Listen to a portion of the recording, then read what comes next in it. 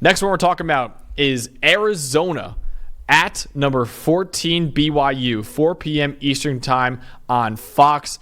And Dolan, if we were going to preview this game and we said, hey, one of these teams is ranked in the top 15, this is not the team that we thought would be in the top 15, right? So really the story I'd like to know is, can BYU continue its incredible ascension this season? Right now, I've said this before, BYU has the best resume in college football through 6 weeks. And I know that sounds a little crazy to some people, but really if you look at it, they've already surpassed their preseason win total of 4.5. They're 5-0 right now. So they've already covered the over in their win total for preseason. They beat Kansas State by 29 points. Kansas State is currently number 18 in the country. And they beat SMU, who right now is number 25 in the AP poll. This year, so far, BYU is the only team in the country that has 2 wins against current teams in the top 25. So BYU's done an amazing job this year, and now they have another big game at home against Arizona that, yes, Arizona has fallen on hard times a little bit this year with a couple losses already, but Arizona in the PFF power rankings is still a top 35 team in college football. So this is still a good team they're going up against, and I think BYU, I think 14 already is too low for what they've done this year. I think it should be in the top 10, admittedly, this year.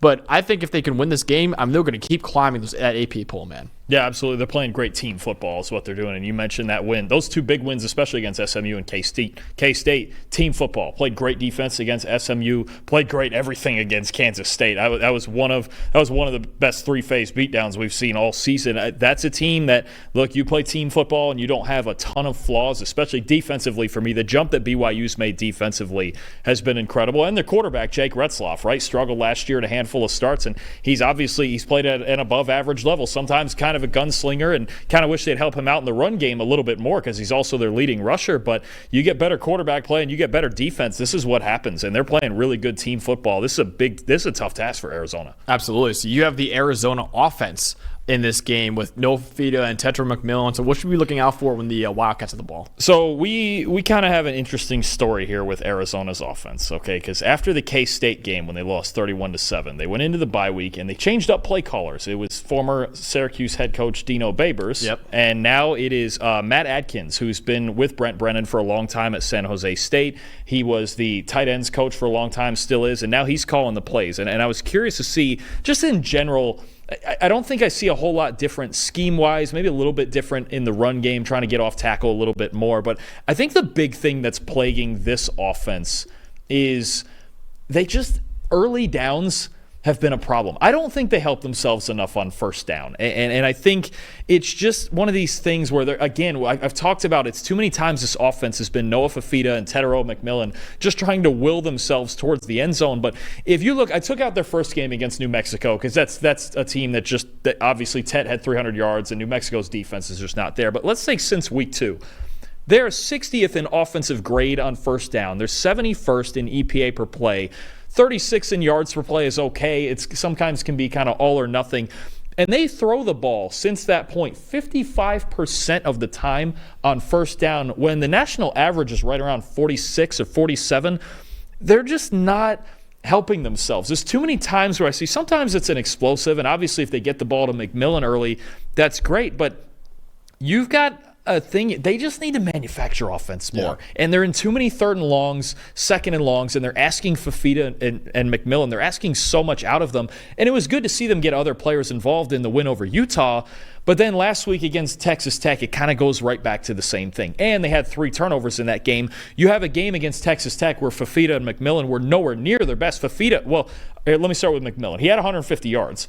But he also had a fumble that really cost him the game at the end. And Fifita threw 2 interceptions. So if those 2 aren't at their best, what are their other options, right? I think one of the things is they have to be better on first down. The problem is a lot of times on first down, they want to throw the ball to McMillan, because why wouldn't you, right? They get a lot of positive plays with him because he's maybe the best receiver in the country.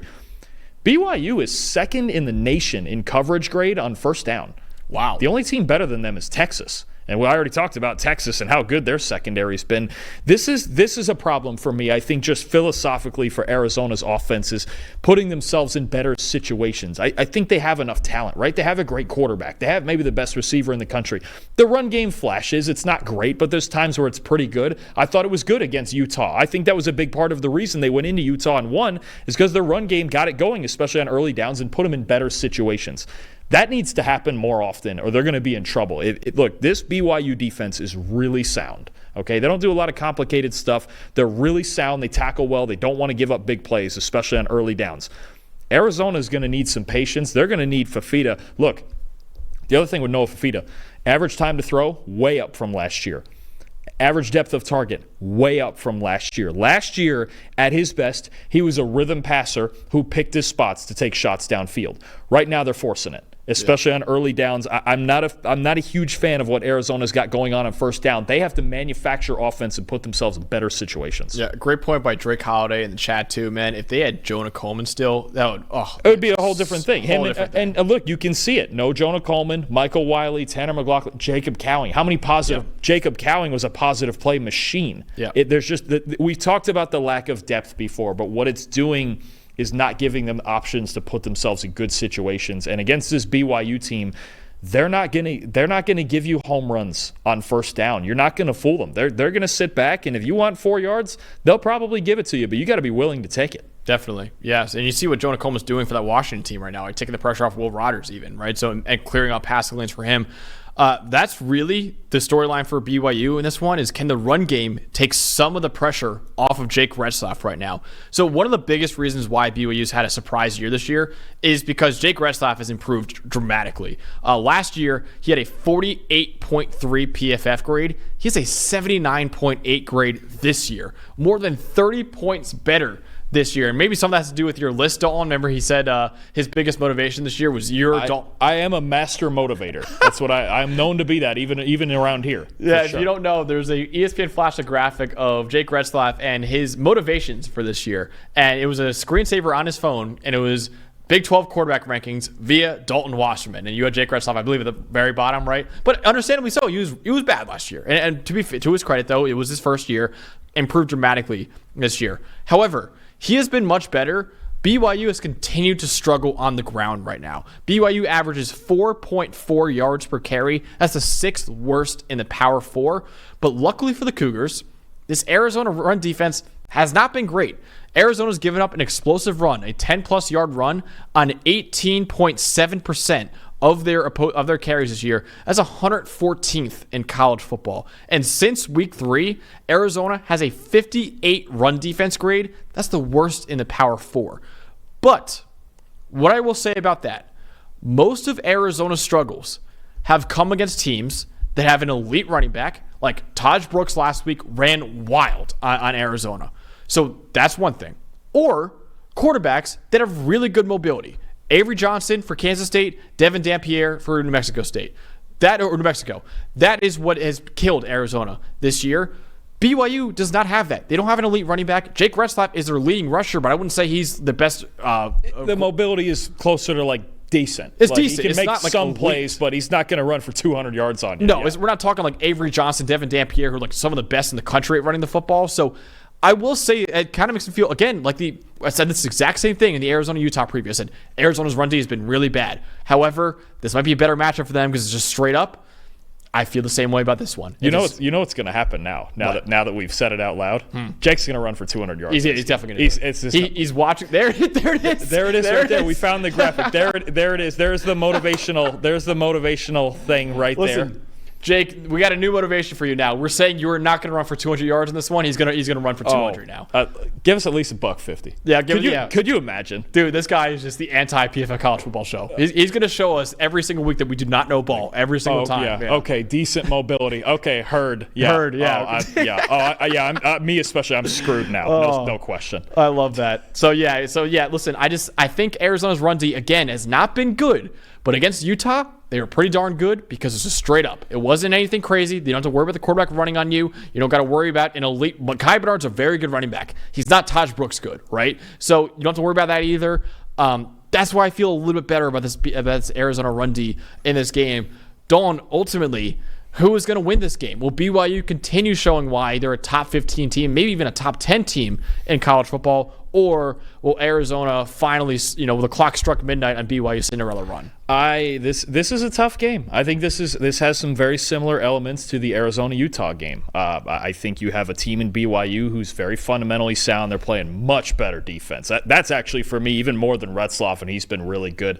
The jump that their defense has made this year, just as a unit on all three levels, has been awesome. I think they could still use a little more in the pass rush, but you know what? You can't complain about it when they're 5-0 and they're not giving up that many points, right? So I think Arizona, watching that loss last week, I was a bit discouraged by that. I think offensively, I know they changed play callers, but I don't think it looks a whole lot different. And I think we picked them preseason to win the Big 12 based on this offense being explosive, and they were going to find it, Fafita and McMillan, and they were going to replace those other guys that left. And their defense, you could argue, has been the better unit through the first 4 or 5 games. So I think this is another case. I picked against them in Utah, and it's tough for me not to pick against them here. I'm actually going BYU, and I'm going 26-20. I think this game, Arizona, I think has proven to us that the offensive depth is just not as good as it was last year. They're asking Noah Fafita to do so much on late downs because they're not succeeding on early downs, right? And I just think BYU, I'm going to do it again. And look, Arizona in the Utah game had such a big advantage at quarterback that's what made the difference. But the advantage is not that big in this spot. Jake Retzlaff is not Isaac Wilson, right? And as long as he doesn't turn the ball over, he's still a little bit of a gunslinger, but as long as he doesn't turn the ball over like Wilson did, and look, BYU, the one thing Utah didn't do in that game is finish drives. BYU can finish drives, find a little bit of a run game. We've seen flashes where they find it. They were pretty good running against Kansas State, right, when they got ahead. I think BYU's just all around. I think they're just a better football team. I do. I think they execute at a higher level. I think their defense is I think it's legitimate. I think it's really good. I think it's one of the best defenses in the Big 12. I'm going to take BYU. Okay. I can't jump off the Arizona train. I know I should. It's like an abusive relationship. I can't get out of it right now with Arizona. Honestly, I can't do it. I'm taking Arizona this one 27-24, and because honestly, and I hate to give Jake more motivation, I think Arizona still has the quarterback advantage in this game. I do. I think Arizona has the better quarterback in Noah Fafita, and I think BYU's run game is not good enough to expose Arizona like others have done this year either. And I think if that happens, then it turns into Noah Fafita versus Jake Retzlaff. And again, I think Noah Fafita wins that battle. So I'm taking Arizona 27-24. I do not feel good about it. Like I didn't feel good about the Utah one either. But I'm going to ride with the Wildcats one more time. This is it. If they don't do it here, it's like, all right, I can't do it anymore. Even though they beat Utah a couple weeks ago. I think they're winning a close one, and they'll end BYU's undefeated season. But it should be an awesome game. And what makes me a little queasy about that pick as well is that it's at BYU, which is a great home environment. But then again, Utah was as well. And Arizona went in there and won that game too. So I don't know what to think with this Arizona team. It's going to be a very fun game. Awesome. It's going to be a terrific game because you got stars on the Arizona side. You got great team football on the BYU side. It's going to be a game played on the margins. Who makes the biggest mistake? And like you mentioned, even Arizona too need to be able to run the ball. They have to find a way to manufacture offense when it's not just hitting home runs with McMillan. Definitely. So it will be a terrific game, like you said. Dawn,